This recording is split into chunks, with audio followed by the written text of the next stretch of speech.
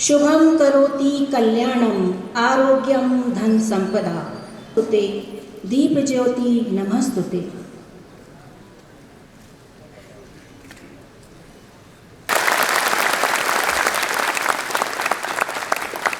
स्वागत की बेला को आगे बढ़ा।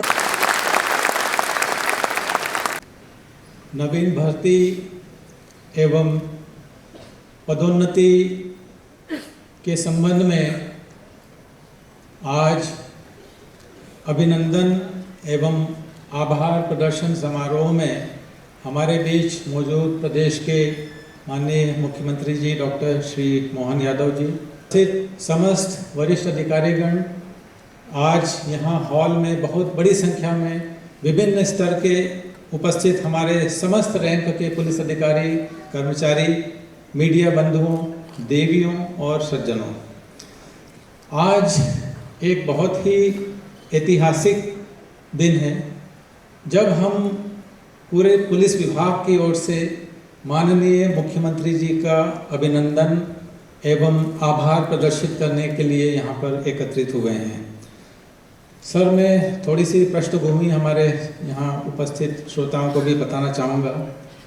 जब दिसंबर 2024 में मैंने डीजीपी के रूप में पदभार ग्रहण किया, उसके बाद अलग अलग शाखाओं की काफ़ी विस्तृत समीक्षाएं मेरे द्वारा ली गई थी। कई बार ये समीक्षाएं रात के 10-10, साढ़े 10 बजे तक भी चली।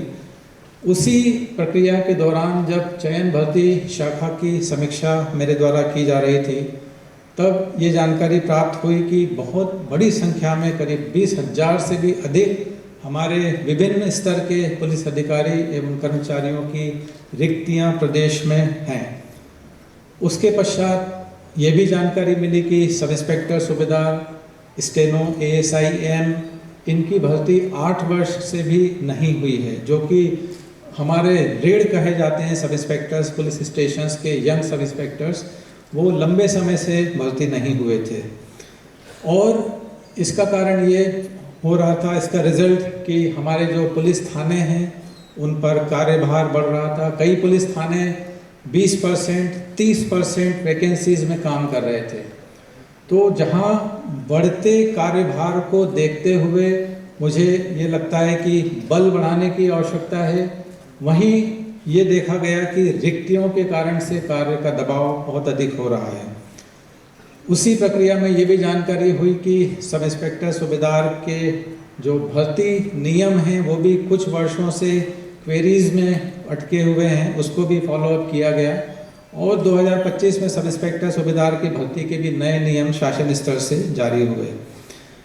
कानून व्यवस्था, अपराध नियंत्रण, ये सब इसकी वजह से सर प्रभावित हो रहा था। ये माननीय मुख्यमंत्री जी के संज्ञान में लाया गया, ये बहुत ही गंभीर विषय था और शासन को वर्ष 2025 की भर्ती के लिए 8,500 पदों की भर्ती का प्रस्ताव हमने भिजवाया। माननीय मुख्यमंत्री जी ने उसे बेहद गंभीरता से लिया और मात्र 3 माह में, चाहे वो सब इंस्पेक्टर, सूबेदार हो, स्टेनो, एएसआई, एम हो या 7,500 कांस्टेबल्स हों, सभी की भर्ती की अनुमति हमें प्राप्त हुई।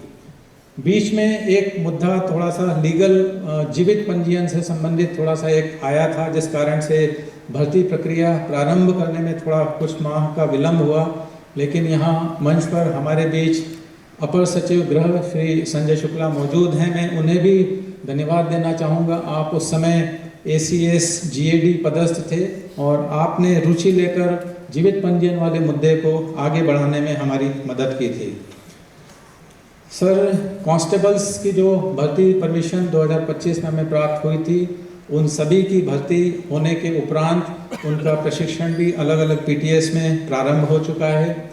सब इंस्पेक्टर्स, सूबेदार, उनकी भर्ती प्रक्रिया पूर्ण हो चुकी है, मात्र कुछ के चरित्र सत्यापन शेष हैं और मेरे विचार से 1 माह के भीतर हम उनकी भी ट्रेनिंग प्रारंभ करा देंगे।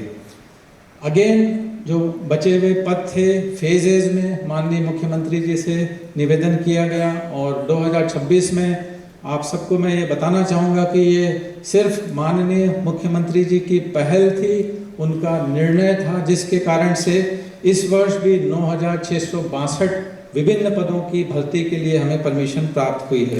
माननीय मुख्यमंत्री जी को मैं सर पूरे पुलिस विभाग की ओर से इसके लिए बहुत बहुत धन्यवाद देना चाहता हूँ, इस द्वारा दी गई।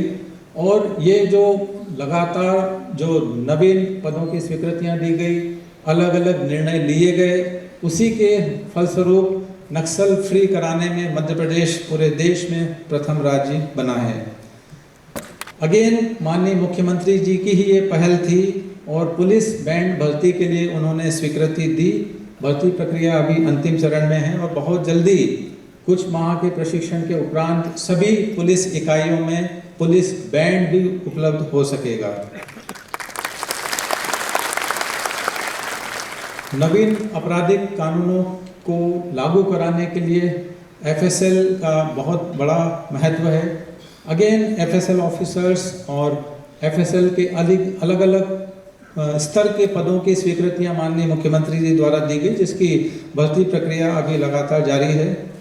सर, सिंहस्थ 2028 उज्जैन का हमारे पूरे प्रदेश का एक मेगा इवेंट है, जिसमें करोड़ों की संख्या में पूरे विश्व से दर्शनार्थी श्रद्धालु दर्शन के लिए आएंगे।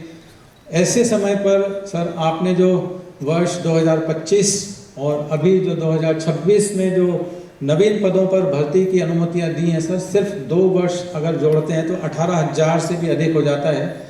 और ये सर प्रशिक्षण उपरांत पूरे प्रदेश की अलग अलग इकाइयों में पदस्थ होंगे, लेकिन यही यंग फोर्स सर सिंहस्थ 2028 में भीषण गर्मी में जो सफलतापूर्वक सुरक्षित रूप से सिंहस्थ के आयोजन में इनका बहुत बड़ा योगदान रहने वाला है।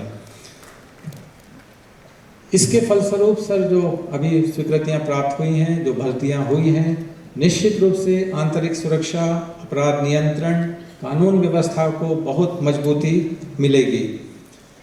इसके अतिरिक्त सर जो दूसरा महत्वपूर्ण विषय है पदोन्नति का, दुर्भाग्य से पूरे प्रदेश में सभी विभागों में 10 वर्षों से भी अधिक समय से प्रमोशंस नहीं हो पाए थे और अलग अलग विभागों के लाखों कर्मचारी बिना प्रमोशन प्राप्त किए सेवानिवृत्त हुए थे, जिसके फलस्वरूप मनोबल पर विपरीत प्रभाव पड़ रहा था।